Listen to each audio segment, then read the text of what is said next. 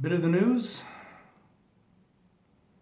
14 December 2020. This is number 2. How, from the Sunday Guardian, how Canada became dangerously compliant to China. This is from Cleo Pascal, December 12, 2020.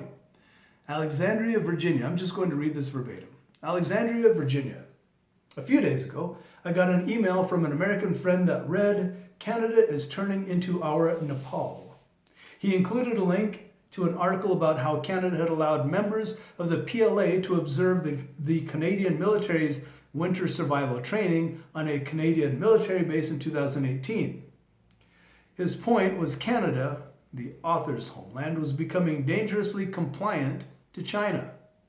The report was based on a Freedom of Information request by Canadian journalist Ezra Levant of Rebel News. Mr. Levant had asked the Canadian government for information on a specific Canada-China military engagement.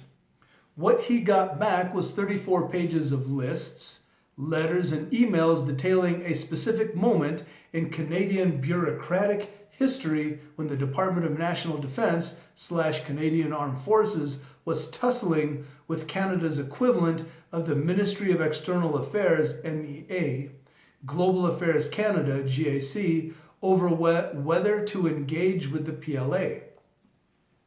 Not only did Mr. Levant get more than he asked for, the bits that would normally be redacted by being blacked out were only grayed out, so were legible. Someone wanted a story to be known. Mr. Levant posted the whole thing online at thechinafiles.com. That is thechinafiles.com. Most of the correspondence is from early 2019. That was a tense time in Canada-China relations. On December 1, 2018, Canada arrested Meng Wanzhou in response to an extradition request by the U.S. Meng was an executive at Huawei and the daughter of the founder. Excuse me. On 10 December, China arrested 2 Canadians, Michael Kovrig and Michael Spavor, now known as the 2 Michaels, in what is widely considered an overt case of hostage diplomacy. The question for Ottawa was how to respond.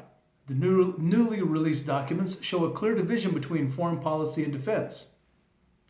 Even before what the documents euphemistically refer to as the consular cases, Canada was on a, this person's word, numbskullian path in regards to China. According to the documents in February of 2018, GAC provided D&D foreign policy guidance titled Canada's Priorities for Security and Defense Engagement in the Asia-Pacific.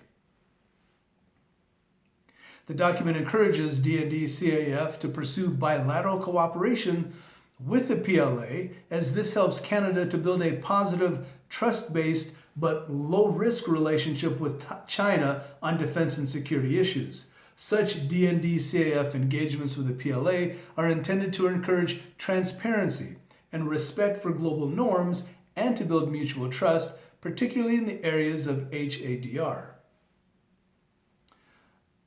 So, that was the baseline. Hug a PLA soldier and ride off on a unicorn into a trust-based sunset together. Also note Asia-Pacific, China's preferred term, not Indo-Pacific, the one in common usage by the US, India, and others by then. It wasn't that the Canadian government didn't know what was going on in China. Other sections of the document detail China's use of facial recognition, torture of Uyghurs, and media intimidation. It also reports that China doesn't like certain sorts of international pressure. The Canadians learned that from an Indian in a discussion about China's shifting its position on Masood Azhar. The Canadians learned that from an Indian in a discussion about China's shifting position on Masood Azhar. According to the document, the India diplomat believes that China's status as the sole holdout on the UNSC rather than concern for Indian criticism or China-India relations was the determining factor in China's decision to reverse its position on the listing question. Another note states that China likes to apply pressure bilaterally. In a report on the Belt and Road Forum meeting, China is told by a French diplomat that Canada is told by a French diplomat that China likes multi-bilateralism, a hub and spoke model in which China negotiates bilaterally with a host of partners under a largely symbolic umbrella organization. So the diplomats know that China is a bad place, that it can be susceptible to certain sorts of international pressure, and that Beijing thinks it has the upper hand in bilateral engagements. So did Canada's diplomats try to publicly rally its allies in defense of its two kidnapped citizens? Not exactly. Most of the documents relate to what happened when the DND-CAF unilaterally canceled a 2019 planned visit by more PLA troops to observe more winter training. If it's in the same place, again, it's only just over 3 hours north of Fort Drum, New York. The Canadian diplomats hit the roof and tried to find out why they were canceled. Was it because of the consular cases, U.S. pressure, or Five Eyes pressure and intelligence sharing partnership between the US, Canada, Australia, New Zealand, and the UK? The fact that it could just be because some of the Canadian military didn't like the idea of training the PLA to get better at fighting Canada and her allies, including India, didn't seem to occur. The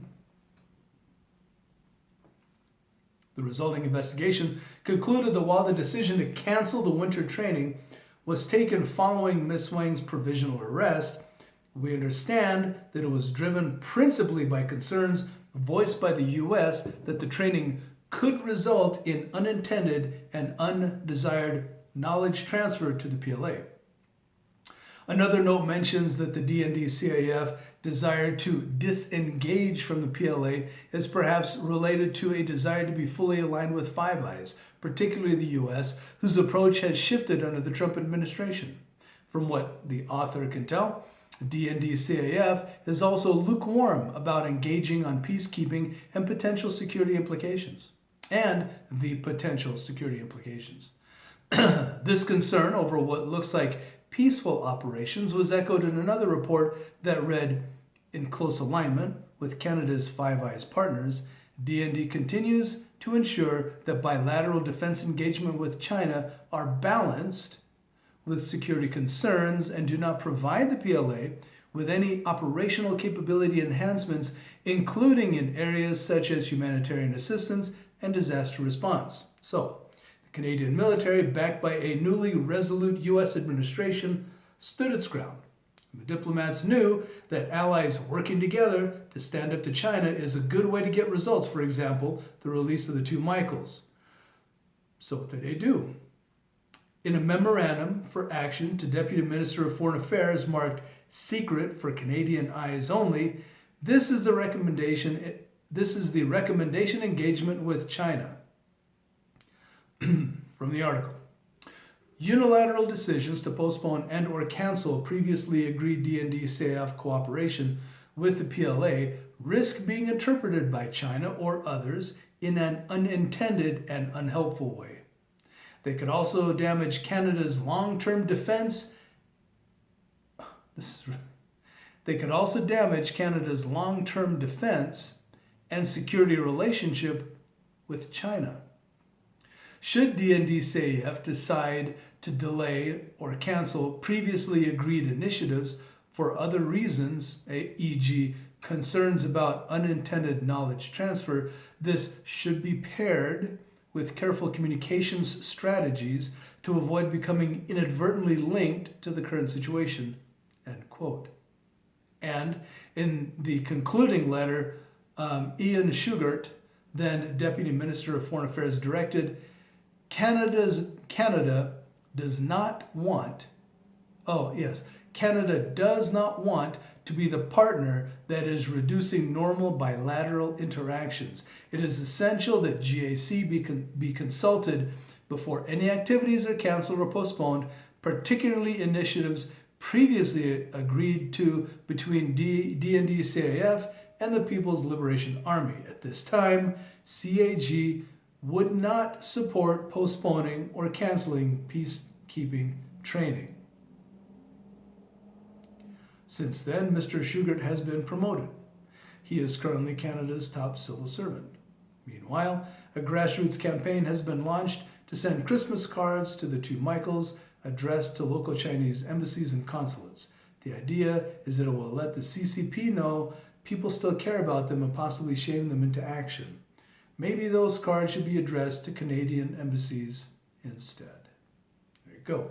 And Cleo Pascal is a non-resident senior fellow for the Indo-Pacific at the Foundation for Defense of Democracies. And with that, that is it for this video. 623 out.